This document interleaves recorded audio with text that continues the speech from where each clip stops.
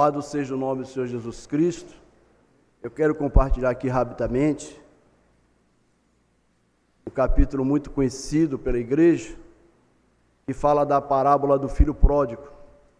Está em Lucas capítulo 15, do verso 11 em diante.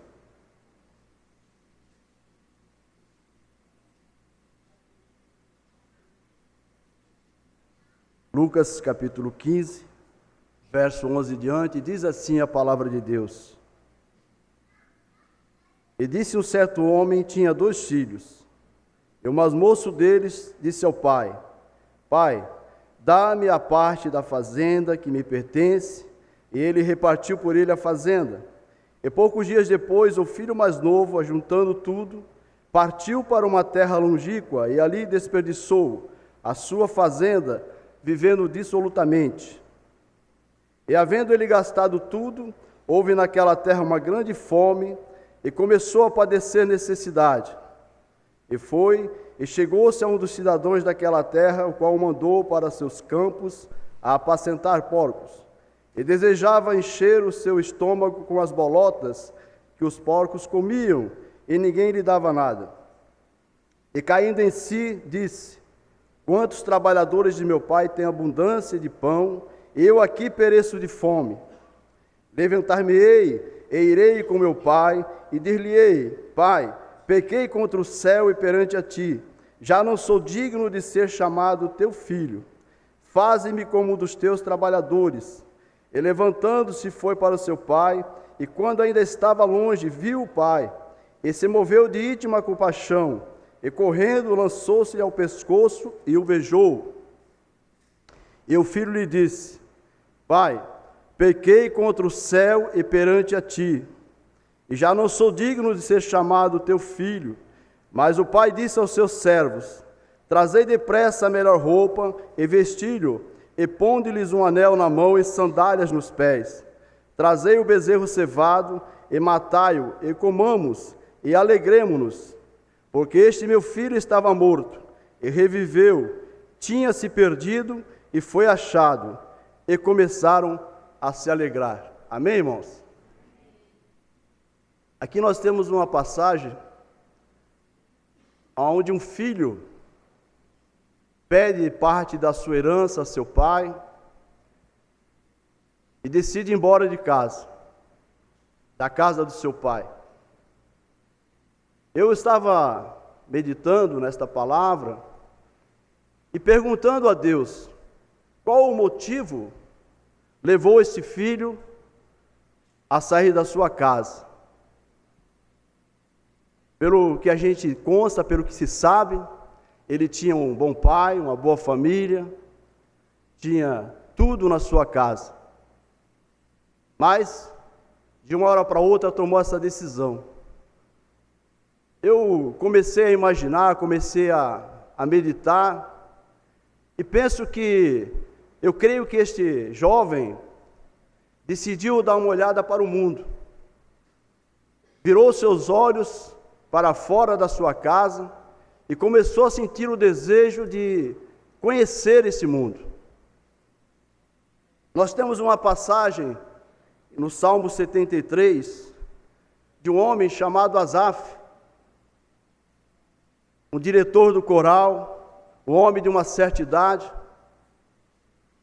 E ele diz ali no verso 3 que ele tinha inveja dos soberbos ao ver a prosperidade dos ímpios.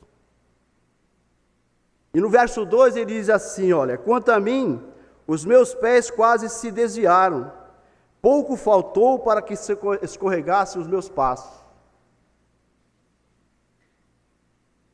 Às vezes, irmãos, olhamos e o que nós vemos aí fora não é aquilo que é bom para a nossa vida.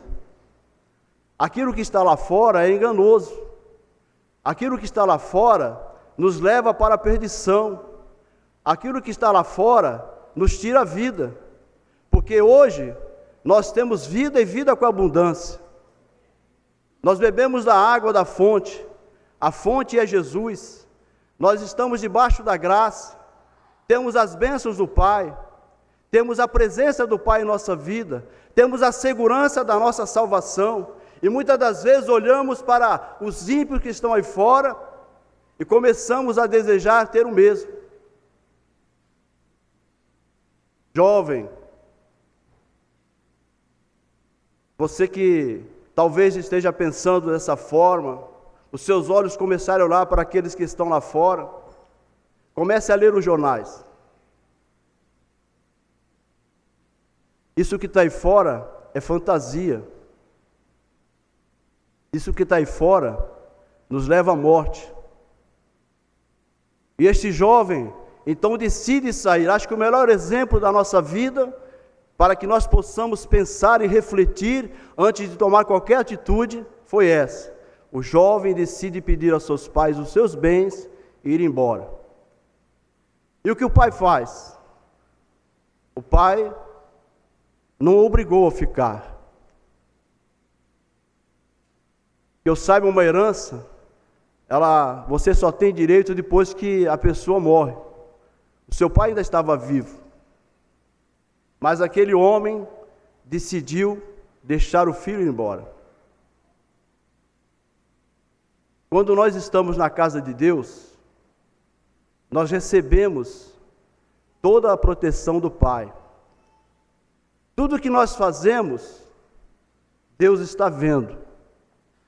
Tudo que nós precisamos, Deus sabe. Ele nos guarda, como diz o Salmo 139, Ele conhece o nosso assentar, o nosso levantar, Ele conhece o nosso caminhar, Ele conhece a nossa necessidade, antes mesmo que uma palavra saia da nossa boca, Ele sabe o que nós vamos pedir. Ele não nos sonda para nos acusar. No verso 5 diz que Ele nos sonda, na verdade, para nos proteger, para nos guardar. E é isso que Deus está fazendo aqui essa noite conosco. Ele está nos orientando para que nós possamos fazer que a nossa vida continue na sua presença. Quando nós saímos da presença de Deus, irmãos, tudo aquilo que Ele nos dá, você leva. Muita gente diz assim, Deus vai te tomar porque você está saindo da casa de Deus. Não é verdade. Quem vai te tomar isso não é Deus. O que Deus te deu é teu. Só que você vai ficar longe do Pai. Eu tive um exemplo recentemente de um filho meu que casou. E conversando com a esposa dele, eu percebi a dificuldade que ele tinha com relação a administrar a sua vida.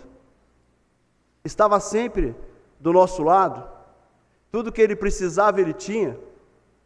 Quando ele saiu da presença da minha vida, foi viver com a sua esposa, porque se casou, aí ele começou a sentir a diferença.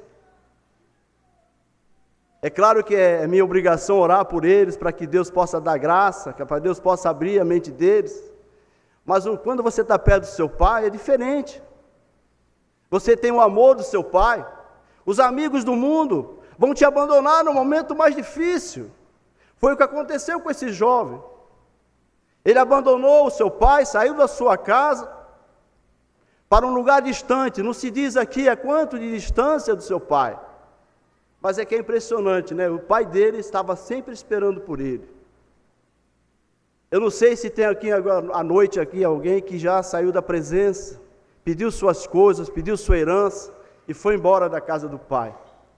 Mas essa noite é a oportunidade que você tem de voltar e abraçar o seu pai. Ele está te esperando. E se você também está colocando esse desejo de sair da casa do pai no seu coração, porque você vê seus amigos nas baladas da vida, eu posso falar da minha profissão. Atendi muita ocorrência com jovens que eram filhos de cristão, com uma bala no peito, porque ele saiu da casa do pai. Ele decidiu ir embora, ficou longe da garantia do pai.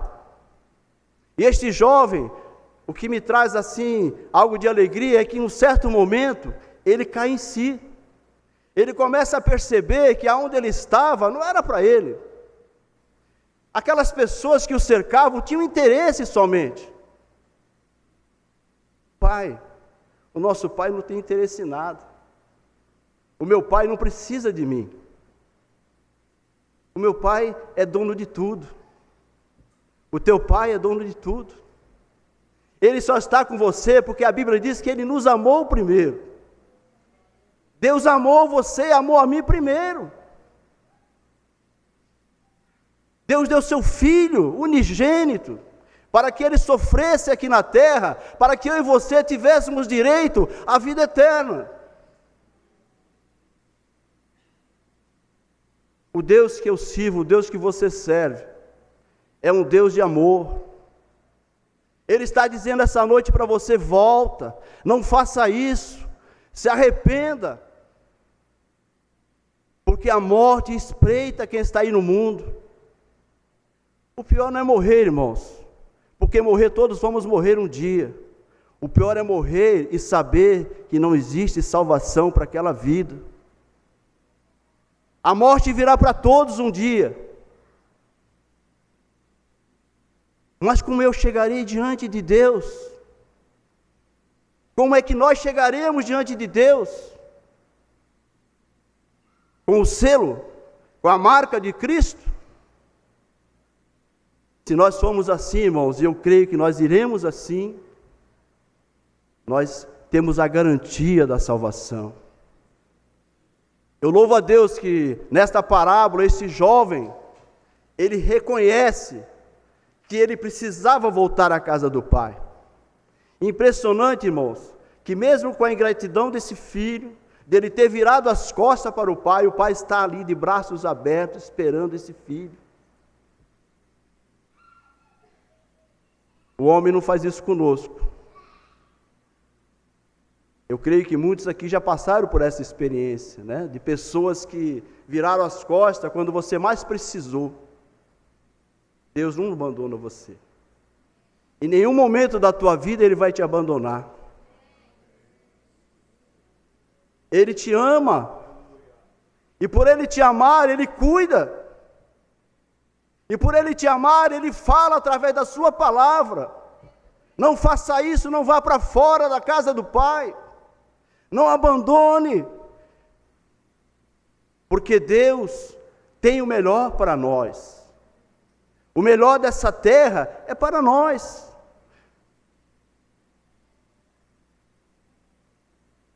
E a Bíblia diz, irmãos, que ao se aproximar este jovem, o pai, ele diz ao pai: pequei contra ti e contra os céus. Ele se arrependeu do que ele fez. O arrependimento, irmãos, traz perdão. O arrependimento traz união.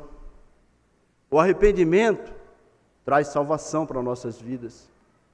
E ele aqui diz assim ainda, o pai fala assim: mas ao pai disse aos seus servos: trazei depressa a melhor roupa, e vestiram, e ponde-lhe um anel na mão e sandálias nos pés. Quando esse filho voltou para a casa do pai, o pai mandou ele colocar roupas novas. Sabe, porque as roupas dele estavam sujas. Sujas do pecado, sujas da miséria, porque ele estava no mundo. Depois o pai manda colocar uma sandália. Irmãos, naquela época, usava sandália somente quem era da família. E depois ele manda colocar um anel, símbolo de aliança. E esse filho pôde voltar à casa do seu pai. Eu não sei se essa noite aqui tem alguém que realmente deixou a casa do pai.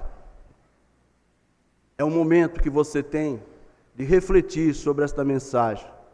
Entender o quanto esse jovem passou, porque saiu da presença do pai. Esse pai aqui simboliza Deus na nossa vida. Ele estava longe de Deus. Ele estava longe da casa do pai. Passou fome, passou necessidade. Os amigos lhe abandonaram. Enquanto ele tinha dinheiro, os amigos o abraçaram, com certeza. Mas tem um aqui que não precisa. O Pai não precisa de nada teu. Muito pelo contrário, Ele só quer te dar, Ele só quer te abençoar. Ele quer te guardar, Ele quer que você um dia esteja lá na presença dEle, nas bodas do Cordeiro, participando daquele momento tão especial para nossas vidas. Pensa, reflita sobre isso. E se você está pensando em dar esse passo na sua vida, analise bem, leia esses versos, estude eles, peça para Deus te dar esclarecimento sobre isso, e você não faça isso. Continue na presença de Deus, porque é o melhor para todos nós. Deus abençoe, irmãos. Fala comigo, fala, Senhor, decidi te obedecer por amor. Eu preciso aprender o caminho do teu coração. Fala comigo como um pastor que conduz o seu rebanho. Eu desconheço outra voz que não venha de ti. Fala comigo, Senhor, eu preciso te ouvir. Eu preciso te ouvir. Oh, aleluia. Nosso Deus está aqui. Abra seu coração.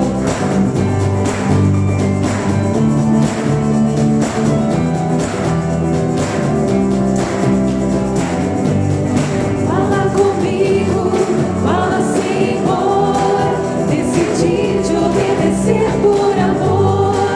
Eu preciso aprender o caminho do teu coração. Fala comigo como um pastor que conduz o seu rebanho. Eu desconheço outra voz que não venha de ti.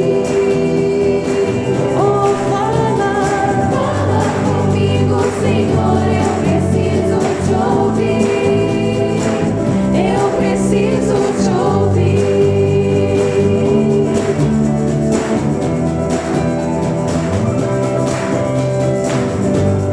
Sei que me falas através de um irmão.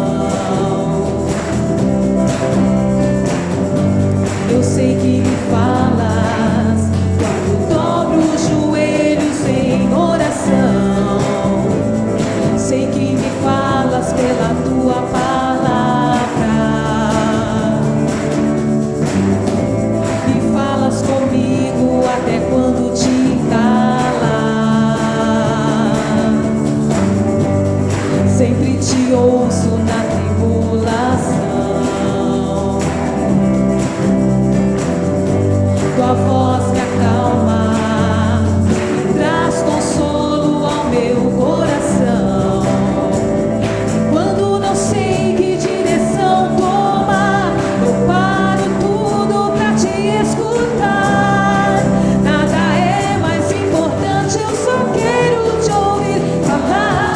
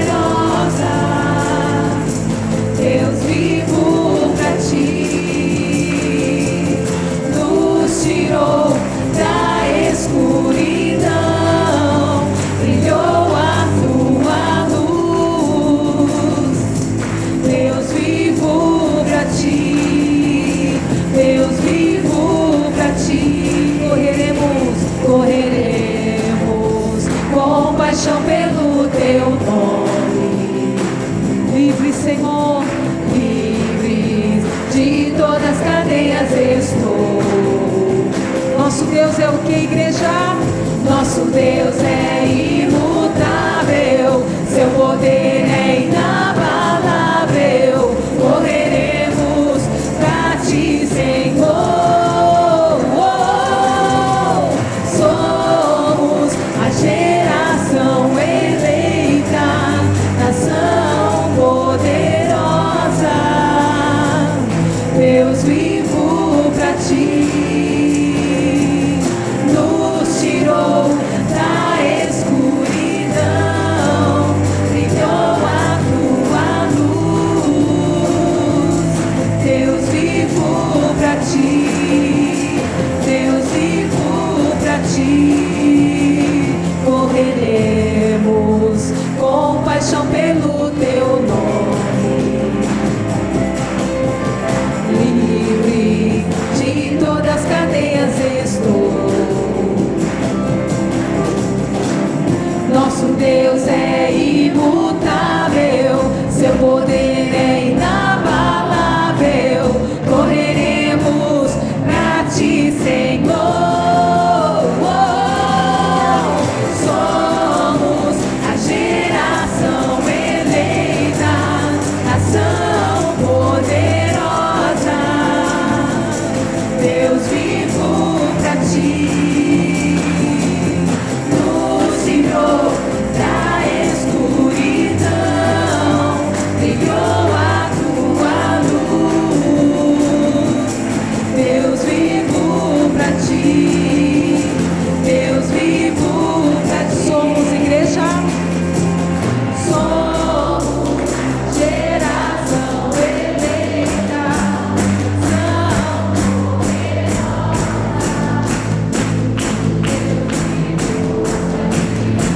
Ele nos livrou da escuridão,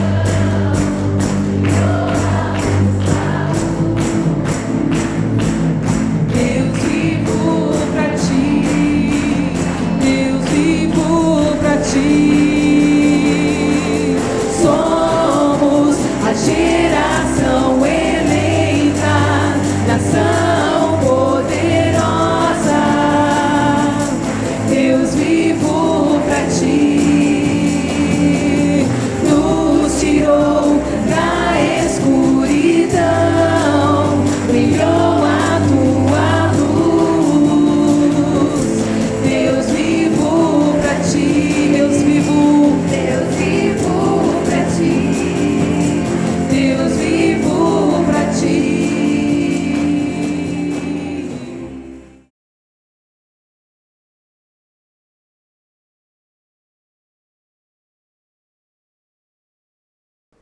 O mistério da revelação. Mateus, capítulo 11, verso 25. Naquele tempo, respondendo Jesus, disse: Graças te dou, ó Pai, Senhor do céu e da terra, que ocultaste estas coisas aos sábios e instruídos e as revelastes aos pequeninos. Sim, ó Pai, porque assim te aprouve. Todas as coisas me foram entregues por meu Pai. Ninguém conhece o Filho senão o Pai, e ninguém conhece o Pai senão o Filho, e aquele a quem o Filho o quiser revelar. Amém. E nessa noite, ó Deus, esse mistério seja revelado aos que estão em trevas, aos que estão longe de Ti.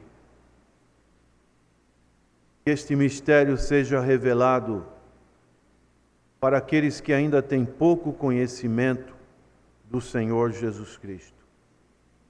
Que possam receber mais deste conhecimento É a oração que o Senhor fez ali na oração sacerdotal de João capítulo 17.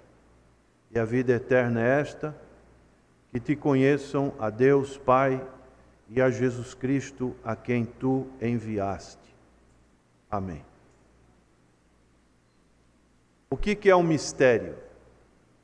É algo que está escondido. A palavra de Deus, ela tem, através das eras, Deus foi se revelando aos homens, à humanidade. Aqui diz, verso 25, que ocultaste essas coisas aos sábios e instruídos. Pessoas, homens que pensam que a mente de Deus, ela pode ser conhecida pela razão humana. Está totalmente fora. Pessoas que buscam a Deus através da religião, achando que todas as religiões salvam. Pessoas que pensam que a minha cabeça já está feita, eu tenho a religião tradicional, eu já tenho uma experiência com Deus, aconteceu um milagre na minha vida.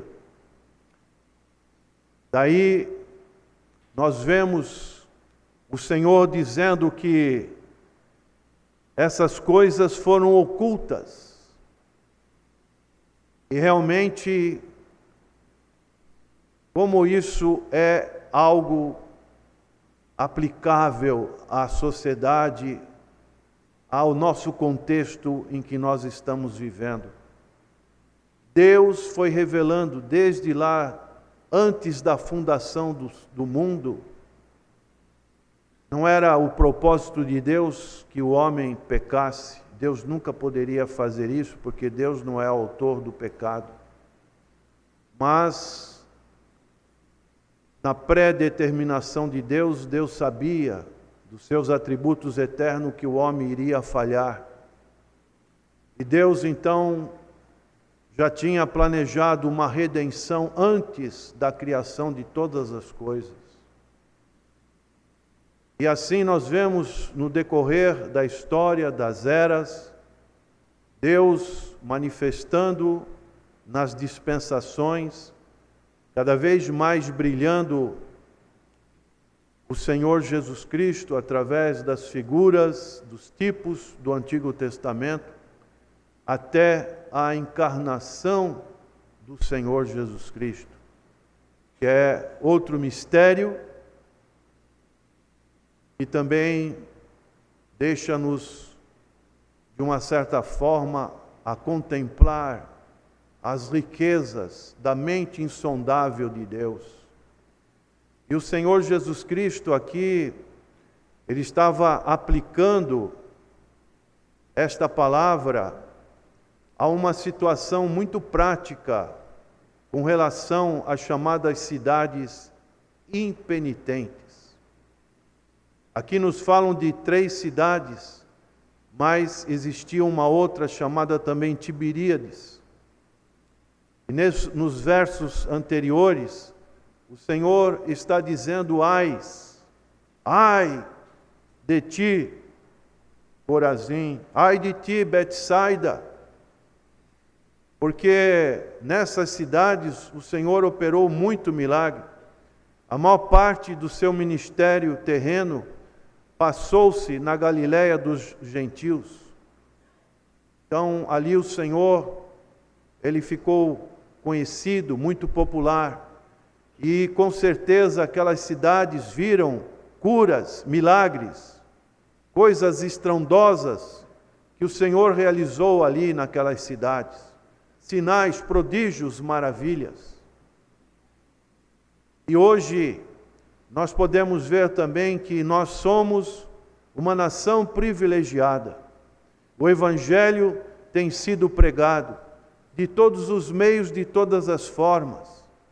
O Brasil, ele tem a liberdade de ser anunciado o Evangelho do Senhor Jesus Cristo. Mas sabemos também que em muitos lugares deste planeta existem restrições.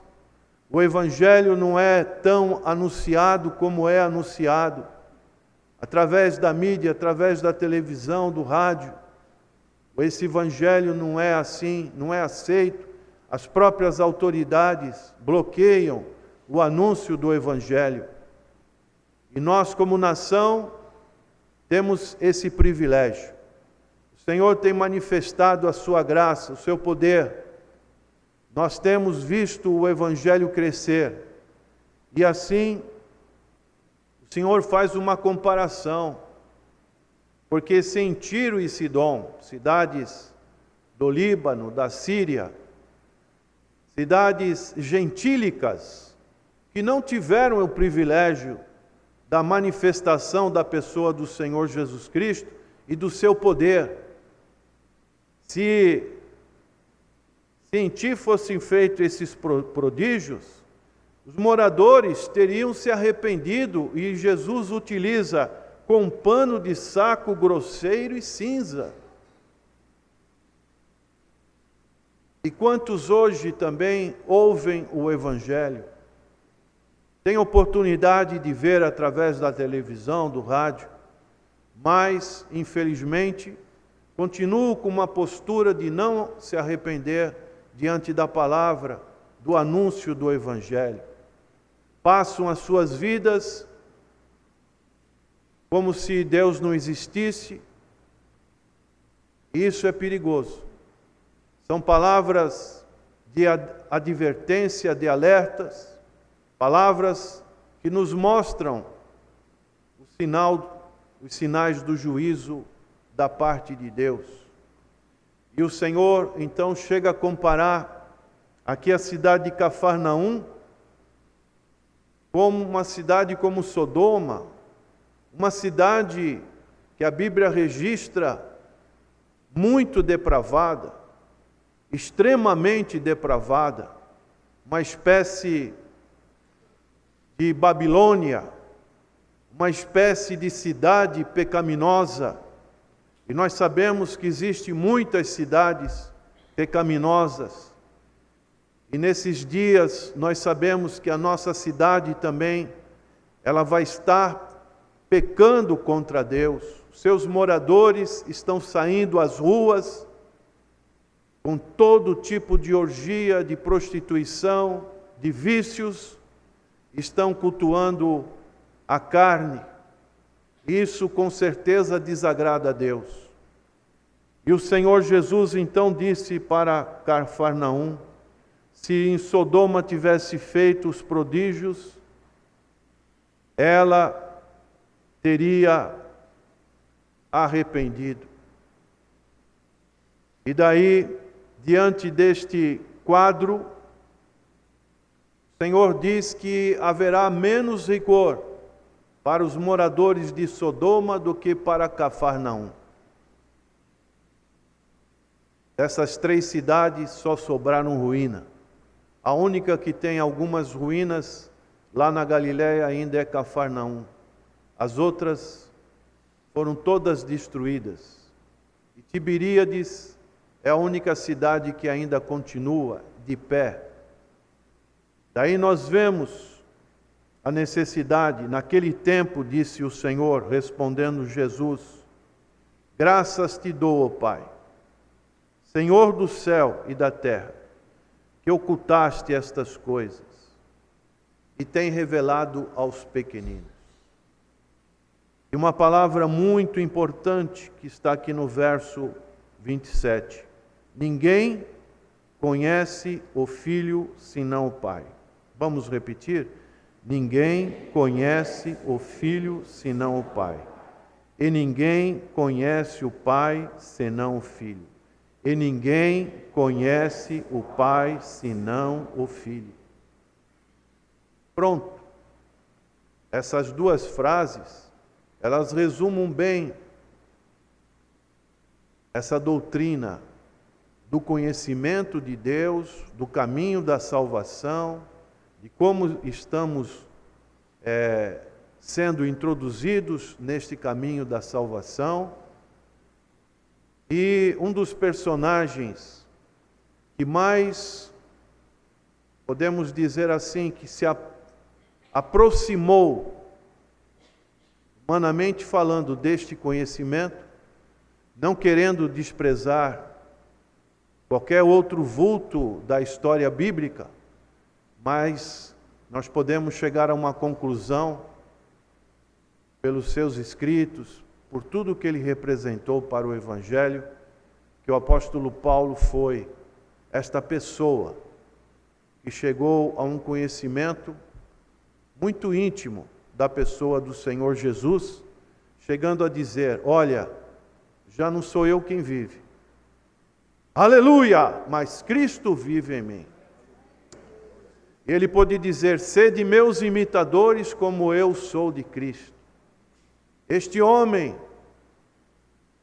anteriormente à sua conversão, à revelação que Deus proporcionou para ele, era Saulo de Tarso, um perseguidor feroz, um autossuficiente na sua religiosidade, uma pessoa praticamente imutável nos seus conceitos judaicos, uma pessoa, assim como também todos aqueles líderes religiosos da época do Senhor Jesus Cristo, aguardavam um Messias, alguém que tivesse uma conjectura, uma identidade próxima a uma imaginação judaica, alguém que fosse um grande homem, uma espécie de um Moisés, um libertador, especialmente, não somente no sentido religioso, mas também no sentido político, no sentido militar,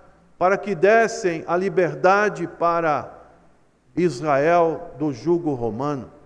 Os judeus aguardavam um Messias assim. E hoje, como as pessoas aguardam o seu Salvador? Aguardam o seu Salvador através de uma prática religiosa, às vezes buscando atalhos, alternativas, ideias, filosofias, em que buscam estar agradando a Deus.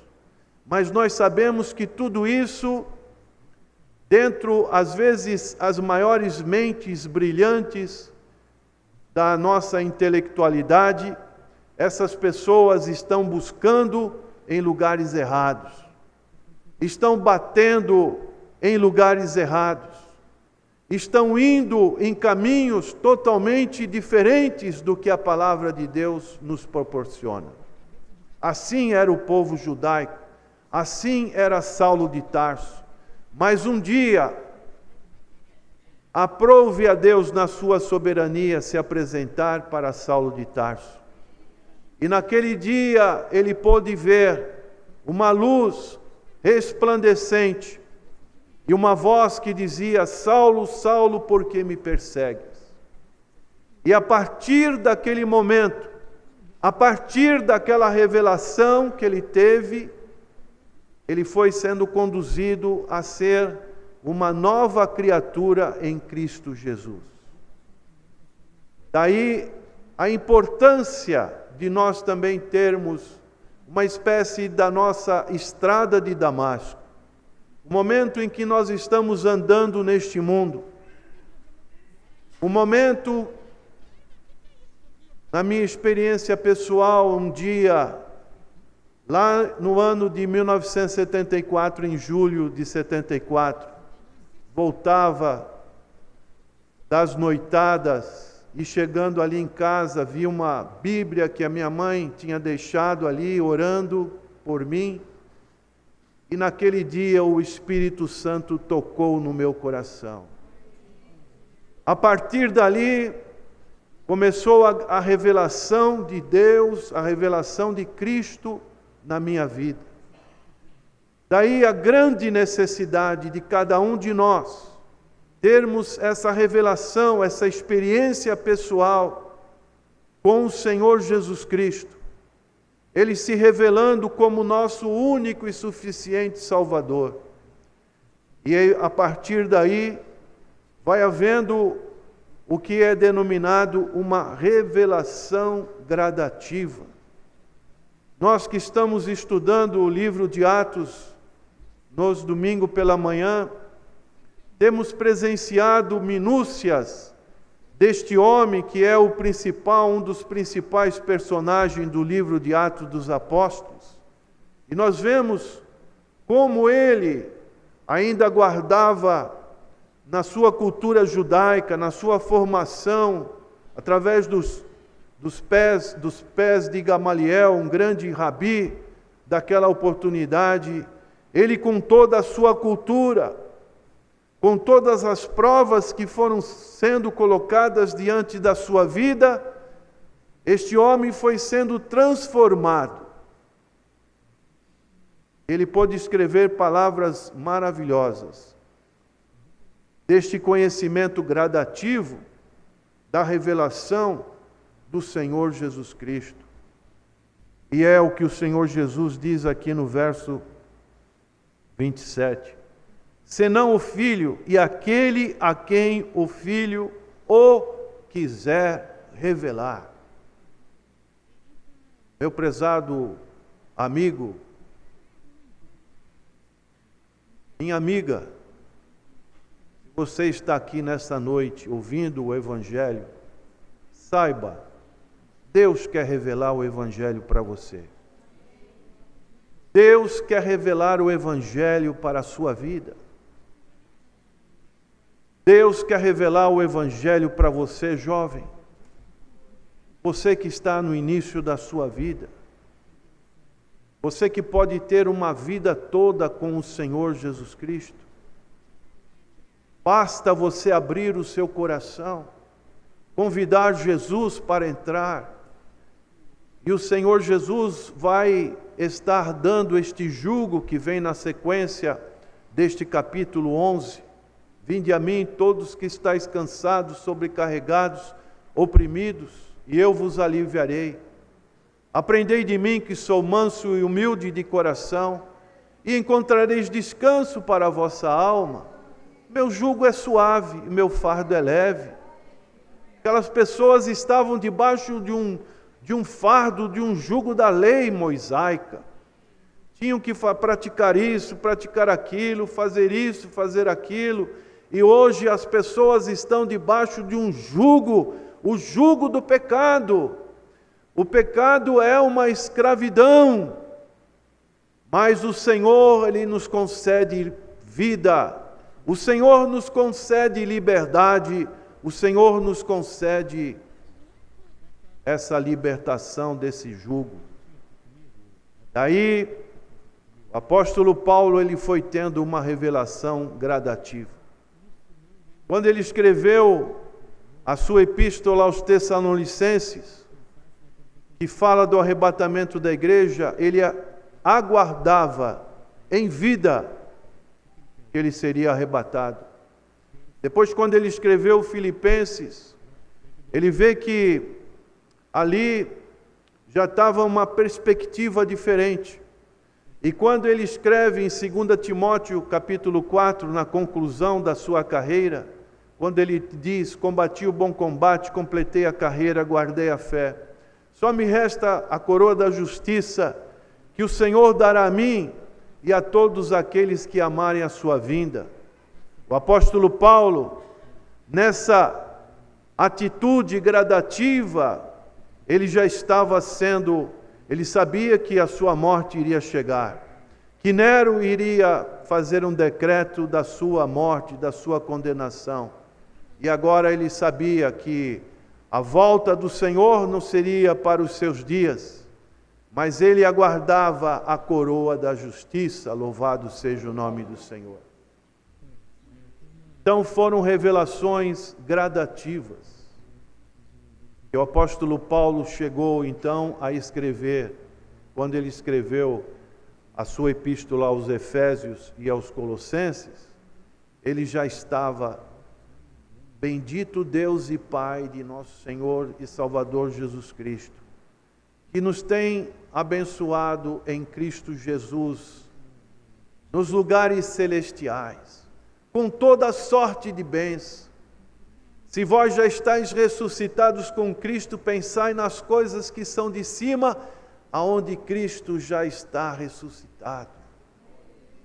Uma revelação gradativa, que também nos mostra que nós não podemos ficar na mesmice do Evangelho, mas nós precisamos cada vez mais crescer, como diz o apóstolo Pedro, na graça e no conhecimento do Senhor Jesus Cristo. Você já viu, por exemplo, principalmente uma criança mais traquina, prender uma mosca ou um vagalume, talvez você já tenha feito isso, dentro de uma garrafa? Já viu? O que acontece com aquele inseto? Ele voa para lá, voa para cá, voa para lá, voa para cá, vai para baixo e fica nesse zigue-zague da vida. Mas de repente, ele sobe e consegue sair da garrafa. Hoje, as nossas vidas, em alguns aspectos, podem parecer que nós estamos dentro de uma garrafa, no sentido espiritual. Hoje, infelizmente, as igrejas, elas estão no mais baixo desta garrafa. Hoje, o Evangelho do Senhor Jesus Cristo está no mais baixo desta garrafa. Hoje, infelizmente, a pessoa do Senhor Jesus Cristo está no mais baixo, para muitas pessoas, no nível dessa garrafa. Mas há necessidade de sair desta garrafa, de subir para fora desses conceitos que muitas das vezes estão na mente do povo e especialmente na mente do povo de Deus, para que nós possamos estar vivendo esta plenitude que o Senhor Jesus deixou aqui registrada para nós. A única saída é o caminho da vida. A única esperança é a pessoa do Senhor Jesus Cristo. E o Senhor Jesus Cristo, Ele pôde dizer em João, Evangelho de João, seu capítulo 14, depois dele dizer para Filipe, eu sou o caminho, eu sou a verdade e a vida, ele diz no verso 7, se vós me conhecesseis a mim, também conheceríeis a meu Pai, e já desde agora o conheceis e o tendes visto. Palavras do Senhor Jesus para os seus discípulos, Filipe, Tomé, que perguntaram, Senhor, mostra-nos o Pai. E o que o Senhor respondeu, quem vê a mim, vê ao Pai. E lá em Timóteo, o Senhor Jesus, palavras do apóstolo Paulo, existe um único mediador entre Deus e os homens, Cristo Jesus, homem. E Pedro disse em Atos 4:12, em nenhum outro nome há salvação debaixo dos céus e da terra, a não ser no nome do Senhor Jesus Cristo. Se você está aqui buscando religiosidade, se você está aqui buscando algo, pensando que todos os caminhos conduzem a Deus, infelizmente você está redondamente enganado. O único caminho que salva é a pessoa bendita de nosso Senhor e Salvador Jesus Cristo.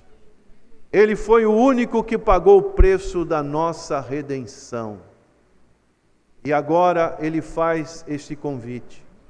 Vinde a mim, os que estão cansados e oprimidos, e eu vos aliviarei.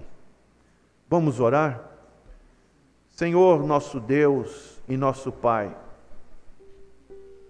que o Santo Espírito de Deus continue a revelar o Senhor Jesus Cristo e o seu Evangelho, Evangelho que é poder de Deus para a salvação de todo aquele que crê, nos corações que ainda não tiveram essa experiência com o Senhor Jesus Cristo. Que nessa noite possam abrir o seu coração e receber essa revelação que vem da parte de Deus, algo maravilhoso, algo sobrenatural.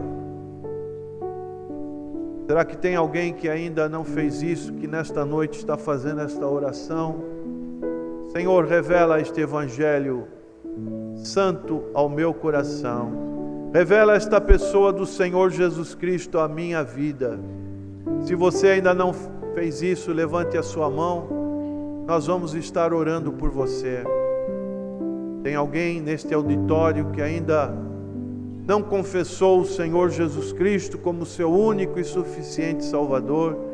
Este é o momento. Também, continuando a orar, Senhor, suplicamos que seja o desejo do teu povo de que esta revelação que um dia os trouxeram a pessoa do Senhor Jesus Cristo, sendo oferecido a segurança da salvação de vida eterna, que os teus servos possam se empenhar de que essa revelação seja gradativa, uniforme em suas vidas, que tenham prazer de conhecer melhor a tua Escritura, as tuas palavras, para que possam conhecer o Senhor Jesus Cristo. Quantos nesta noite gostariam de que essa revelação fosse cada vez maior em suas vidas? Você pode levantar a mão, pedir a Deus: Senhor, revela-me cada vez mais o teu Filho, revela-me a tua palavra, revela-me os teus tesouros que estão escondidos, encobertos, Senhor. Oh Deus, eu quero estar mais íntimo do Senhor, eu quero estar nas mansões celestiais, eu quero cortar o cordão umbilical que me liga a este mundo, às coisas deste mundo. Eu quero estar separado como povo santo, povo de Deus, para que eu possa dizer: Santo, Santo, Santo é o Senhor dos exércitos. Toda honra, toda glória ao Senhor. Faz de mim um vaso novo, um vaso transbordante da tua presença, Senhor, para que a tua graça abunde na minha vida, ó Deus. Oh Jesus, faz isso através do teu Santo Espírito, meio do teu povo, Senhor, para que a tua igreja seja uma igreja vibrante, uma igreja cheia da tua graça e do teu poder transformador. Oh Jesus, obrigado. Agradecidos somos, em nome do Senhor Jesus. Amém.